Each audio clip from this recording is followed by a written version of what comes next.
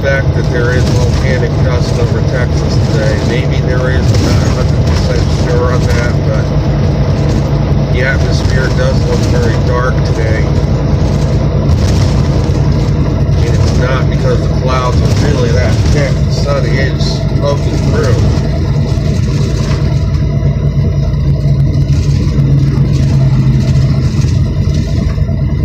And I was in the middle of talking about 1991, how Mount Panitubo erupted and did cool the global temperatures. And that was back when we were being told the truth about global temperatures. Today they're lying to us about global temperatures. We are not being told the truth about what global temperatures are doing. And the figures that they're putting out there saying they are 45 Celsius above normal, I think are bunk. It's made up stuff. We're not being told the truth about what global temperatures are really doing. And I suspect right now that global temperatures are running below average, have been for some time.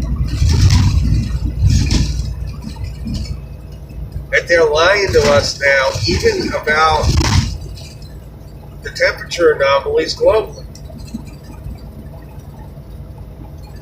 Back then they weren't, and the record clearly shows that in 1992 and 1993, after this eruption, which was a huge eruption, global temperatures fell considerably, and the weather patterns reflected that. I was living in North Carolina at the time, and the winter of 1990 to 91 was so warm. As I said in my last video, the leaves are already out in April. Spring came so early that year, in 1991, that already it was like summertime by the end of April. We're up in the 80s, even 90s every day almost. And that was true over much of the country. It wasn't just the East Coast. Much of the country enjoyed an early spring that year. Of course, this made global warming people jump for joy. It was due to the high solar activity. It was not due to carbon dioxide.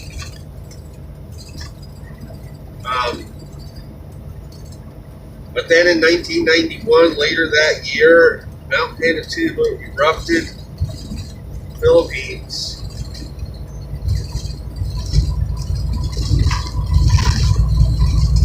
In the winter of 1991, 92 in North Carolina, what started out mild.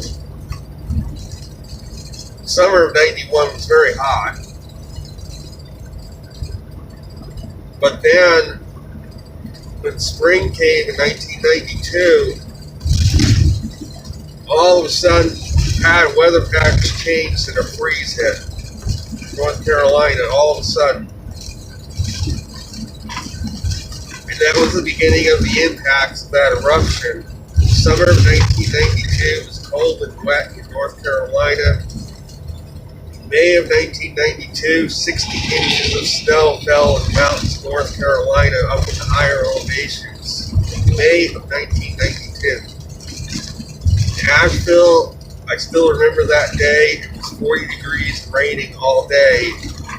Up another 1,000 feet, we closed the Blue Ridge Parkway down. 60 inches of snow fell.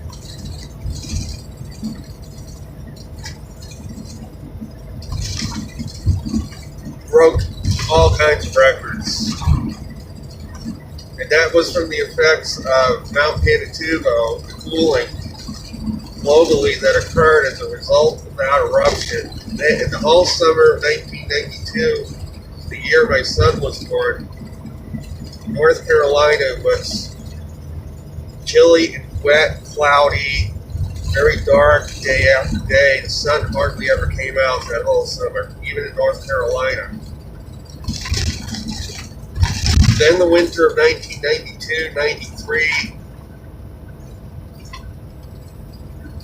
because of local pattern variations. North Carolina that year didn't get the full brunt of that winter until March. The blizzard of 93 hit in Asheville, North Carolina, got over 2 feet of snow. March 10th, the temperature fell to 0, blasting away all records for that date, temperature-wise and snow-wise. I only survived that because somebody came in and got me out of, and took me up to their house, me and 2 babies, wife at the time, because we had no power for days, and I had no backup heat. I was too young. You never imagined that North Carolina would be in that kind of weather scenario, where we were literally snowed in for days. In March of 1993, I never imagined that the temperature's going to fall down to 0 in March in North Carolina and be snowed in like that for days.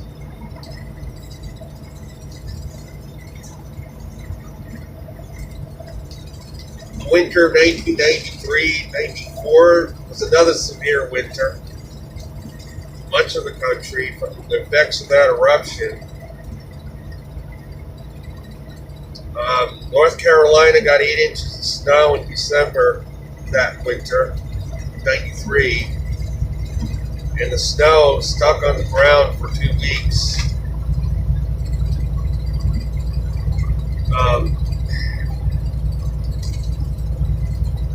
So pretty much eruption of Mount Panitubo temporarily erased the effects of the solar max. It actually put the world in a global cooling for a couple of years pattern,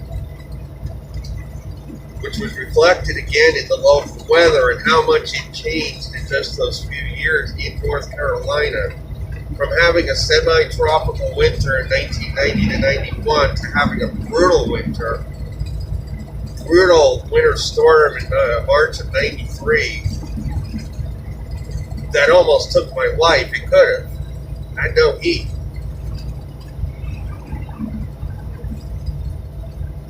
Out of the kindness of a neighbor, they waded through the waist-deep snow, came and got me and kids out of there. 2 babies at the time. And that's what global cooling can do. I never imagined that in North Carolina they would have that kind of weather. I wasn't prepared for it. Didn't have a backup source of heat. So when the power went out, that was it. I was snowed in. I couldn't go anywhere. Roads were covered in 2-3 feet of snow. So I couldn't drive out of there and go anyplace. We're literally snowed in with no heat.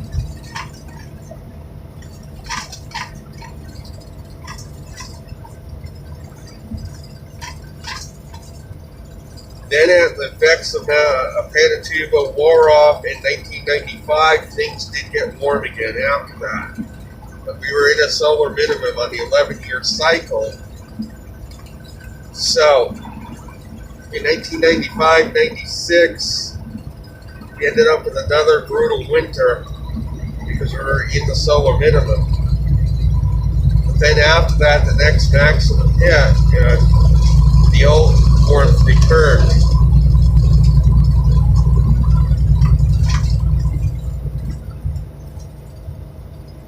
So we can see that volcanic eruptions tempered the effects of the solar maximums we've had to some extent. That could be another reason the Arctic ice survived. They could have been those volcanic eruptions that cooled things down just enough to temper the effects of a little bit of the solar maximums that we had.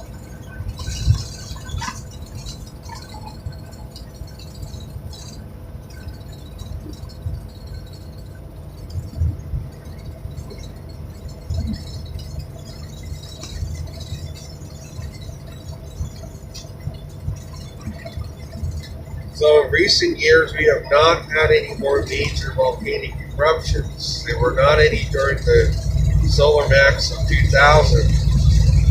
That's why things got so warm back then. There were no volcanic eruptions really to temper things on that third high solar max, which though wasn't as high as 1980.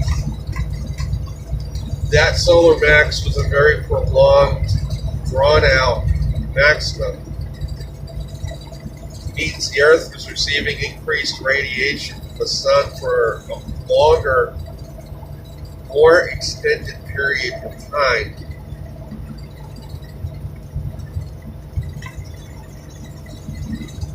In that case, there was no real major volcanic eruptions. Say the last major eruption we had was Panitubo in 1991. And since then, we have not really had anything huge. There have been volcanic eruptions, but nothing big enough to seriously alter the climate. Or, drop the global temperatures much.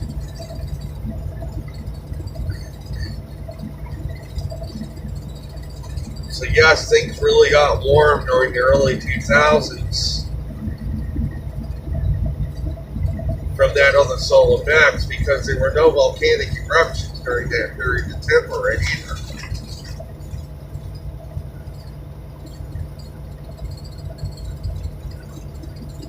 So summer of 2000, I think, 2 was really hot.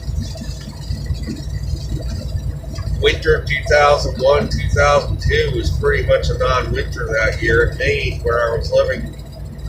Really getting snow in southern Maine that year, and barely got anything. Most of it fell that year was rain, even up there.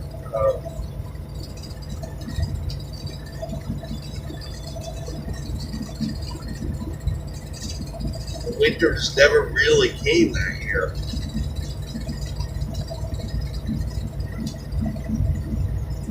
And that was another year the high pressure system just parked itself over the middle of the country from coast to coast.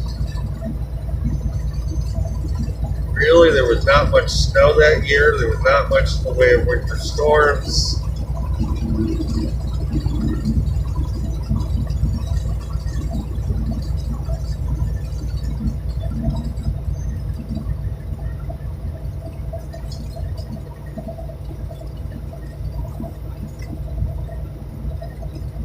Of course, global warming, people were blaming it all on carbon dioxide. That was when Al Gore came out and said that the northern hemisphere snow was going to become a thing of the past during that time period.